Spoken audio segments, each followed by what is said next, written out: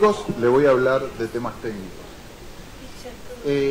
Lo que les traía para conversar un poco con ustedes es el tema de la realidad aumentada, que yo entiendo que es un tema que ya está entre nosotros, ya está instaurado entre nosotros y estamos conviviendo con él. Lo que nosotros tenemos que evaluar es cómo la realidad aumentada la podemos aplicar o nos puede ser útil en el ambiente educativo, lo que decían, usar la tecnología en el momento que nos sirva. ¿Qué es en general la realidad aumentada? Bueno, es ver nuestro mundo, o sea, ver nuestra realidad, o sea, como de la misma forma que yo los estoy viendo a ustedes, pero tener la ayuda de un elemento de las tecnologías de la información, cualquiera, una computadora, una tablet, un celular, cualquier elemento de tecnologías de la información que me permita obtener más datos que simplemente los que yo estoy haciendo ahora, que es viéndolos a ustedes. Por ejemplo, permitirme ver los nombres de ustedes, o sea, tener los nombres de ustedes de repente por cercanía, ¿no? Eso es lo que sería la realidad aumentada, es esa parte virtual que se agrega a la realidad. Eso. Es combinar la realidad real con la realidad virtual, es juntar esas dos cosas que interactúen en tiempo real y generar alguna información 3D, eso depende un poco de cómo la tenemos. Mi aporte va a ser, digamos, escaso en el sentido de que preferí traerles a ustedes un montón de videos, 10 en total, o sea que no creo que va a ser divertida, por lo menos fue lo que traté, de cómo es la realidad virtual. Yo la divido en la realidad aumentada, perdón. La divido en dos grupos. El primero de esos grupos es la realidad aumentada asincrónica, le llamo yo, que es cuando la información ya está allí y yo simplemente lo que hago es obtenerla, utilizar las tecnologías de la información para rescatar esa información que ya está.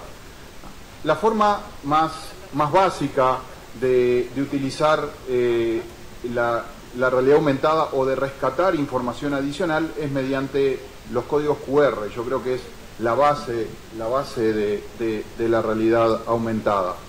¿Qué es en sí un código QR? Bueno, es un patrón donde nos hemos puesto de acuerdo en cómo leerlo, de acuerdo a un estándar, que es el estándar ISO 18004, y eso permite que si yo genero un código QR pueda ser leído por otra persona que está del otro lado del mundo. Entonces, eso es lo que nos ha permitido el estándar, pero me quiero quedar con esa idea del patrón, ¿no? Del patrón de dibujo, ese dibujo que nos permite rescatar esa información adicional. En particular el código QR es un código de barras en 2D, que nos permite hasta 4000 caracteres alfanuméricos, como está allí, 7000 caracteres numéricos, puede tener un alto porcentaje de error, hay varios tipos, los porcentajes varían, pero un 25% más o menos es lo que se usa. ¿Qué se hace con el código QR?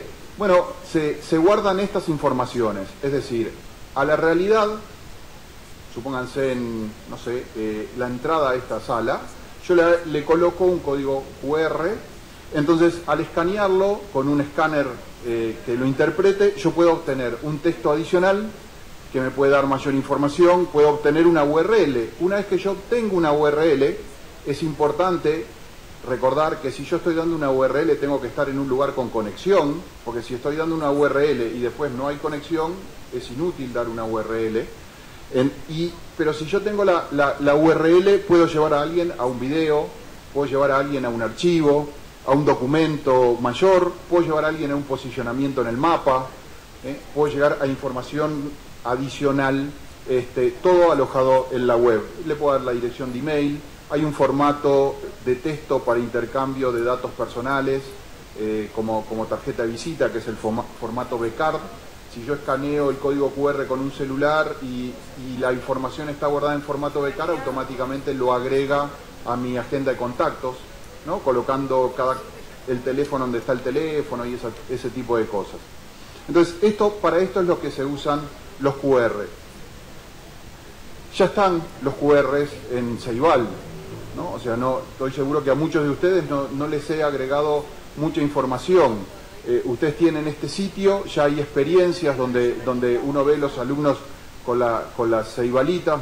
Me resultó muy interesante porque yo siempre usé con el celular con la cámara, digamos, con la cámara trasera. Entonces yo escaneo el QR así, mirando, pero uno ve a los alumnos escaneando, dando vuelta, ¿no? Y no viendo bien qué es lo que escanean para después dar la vuelta y leer lo que estaba en el código QR. Pero bueno, es lo que hay. Me parece muy bueno, me parece un avance interesante. ¿Cómo utilizarlo de manera pedagógica?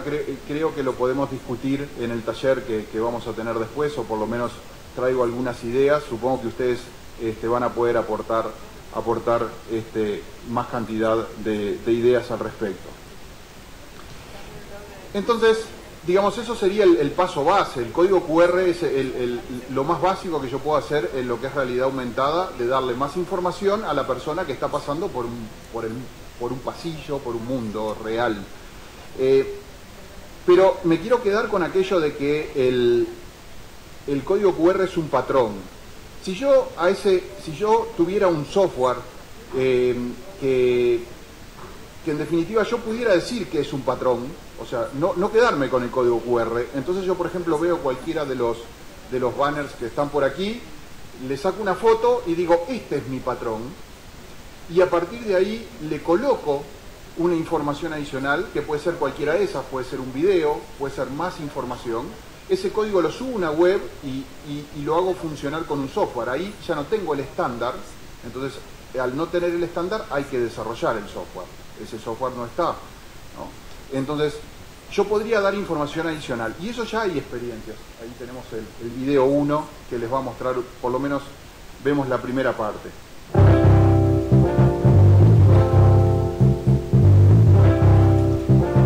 Es eso, es una escuela común y corriente que le ha dado a los niños que tienen tabletas un determinado software, y son los niños que dicen en qué lugar están los patrones. Y los demás van a descubrir qué es lo que se puso detrás de ese patrón. Y son los niños los que cargan lo que está detrás de ese patrón.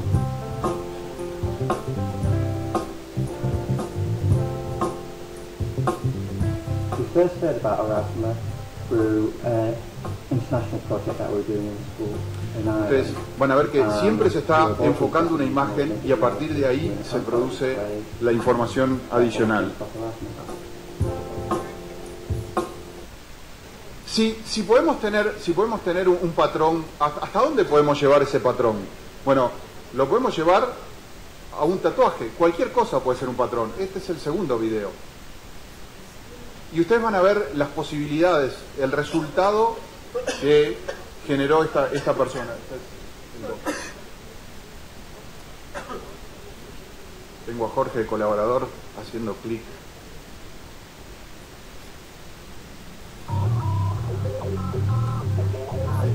Hay que adelantarlo, Jorge, hasta 3/4 partes por lo menos.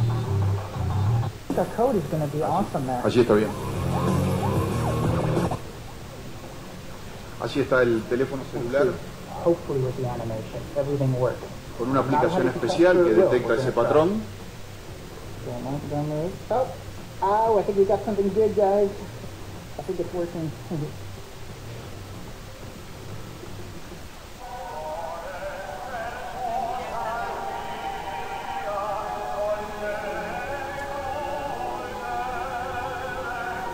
Y es simplemente un video en YouTube que tiene parte del tatuaje sacado directamente, y en la parte donde estaba el patrón que detectó pone esta caricatura a cantar, ¿no? Esa es un poco la idea a lo que se podría decir. Son todos un video atrás de otro, así que si querés quédate por ahí.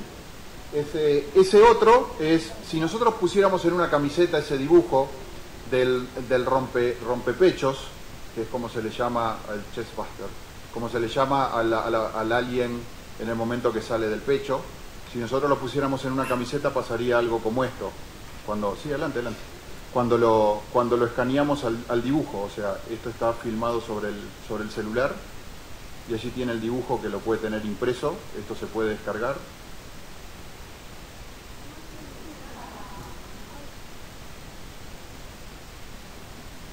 Imagínenselo impreso en una camiseta. Debe ser bastante notorio la impresión que da.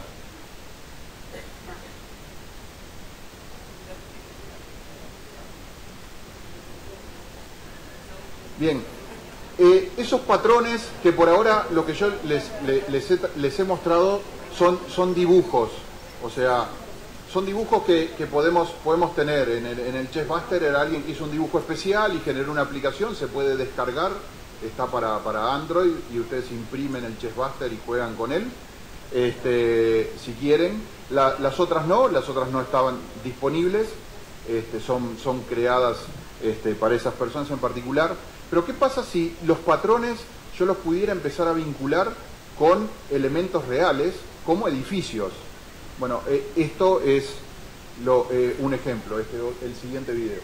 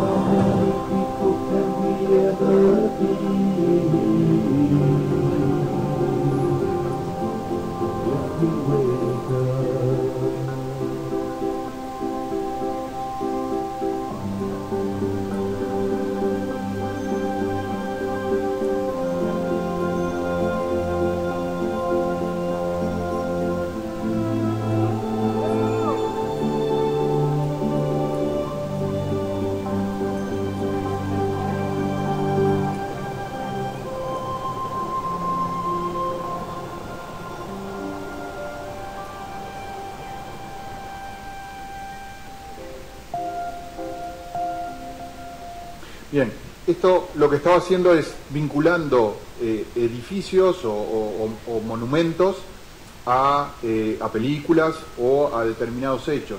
Cuando estuve haciendo esta revisión encontré uno que también me pareció, bueno, elegí me pareció más interesante para mostrárselo, pero otro que me pareció también muy lindo.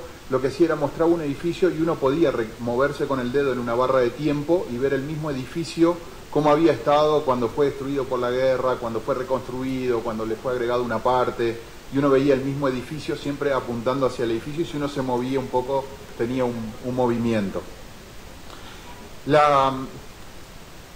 Esta es la primera parte, es decir, información que yo le asigno a patrones o elementos del mundo real y que pasan a ser como descubiertas, por eso yo le llamé asincrónica. Pero también podría ser sincrónica en el sentido de que yo, interactuando con mi realidad, genero que los elementos aumentados se comporten de acuerdo a cómo yo me comporto. Es decir, si yo camino, las cosas se empiezan a mover o me empiezan a esquivar, las cosas dibujadas por las computadoras o las cosas 3D me empiezan a esquivar, según hacia donde mire es como esas cosas se comportan, según la posición donde esté, la hora del día, ese tipo de cosas es lo que yo llamo cuando es sincrónica, ¿no? Cuando hay una interrelación entre un uso conjunto de las dos cosas, ¿no? Y ya vamos al video, que este sí lo he mostrado, algunas de ustedes ya lo deben de conocer.